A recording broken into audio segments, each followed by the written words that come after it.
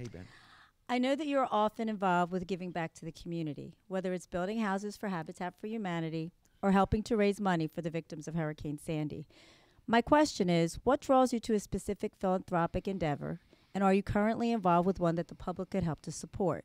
And also, please tell us about the Soul Kitchen in Red Bank, New Jersey.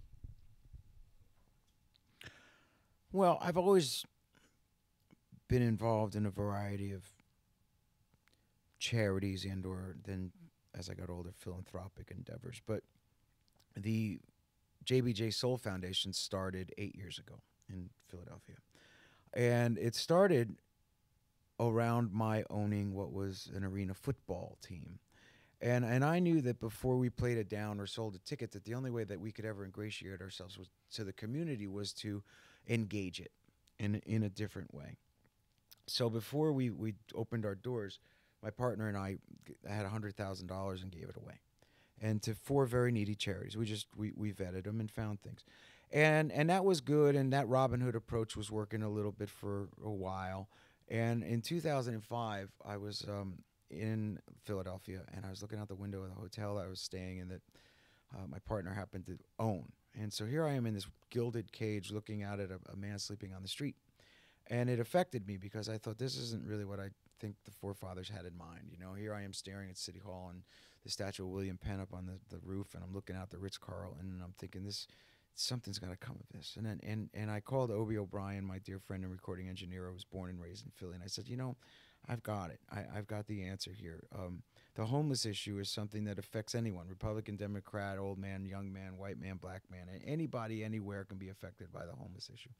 And so I said, find me somebody who's expert in the field who isn't taking a lot of the money for administrative costs. And he happened to find one of the premiers, one of the experts in the field, born and raised down there, in Sister Mary Scullion and Project Home.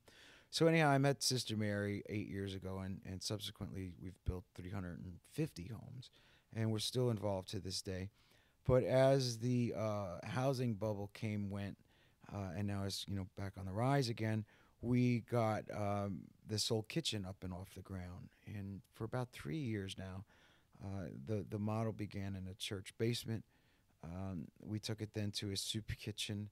We continued to work our way through the bumps, and then we opened what is now our retail space in Red Bank, New Jersey, and we've been there for about 15 months. We are what we call a for-purpose restaurant. Quite simply, there are no prices on the menu, and if you or I were to go there, I would hope that perhaps you could afford to pay for your meal by donating. And there's a minimum donation should you choose not to participate in any other way but to come and support the restaurant. And should you come to want to take part, you volunteer. And in turn, you're given a gift certificate that'll feed you and or your family. So a 12-year-old boy could come and work in our garden for an hour and then feed his entire family. And it's a beautiful 3-course meal served on china with silverware and waiters and waitresses, and it's a gorgeous cafe. So this model is very unique and something that Dorothy and I take great pride in, and the foundation is run. So if you want to support it, send your donations. More importantly, study it. Do it in your own community. As much as we love and appreciate our fan base for the last 30 years, I really don't need the fan base to come there, expecting to feel that, by supporting me, they're supporting it. Because truly, there's a lot of people in the community that are in need that who we are feeding.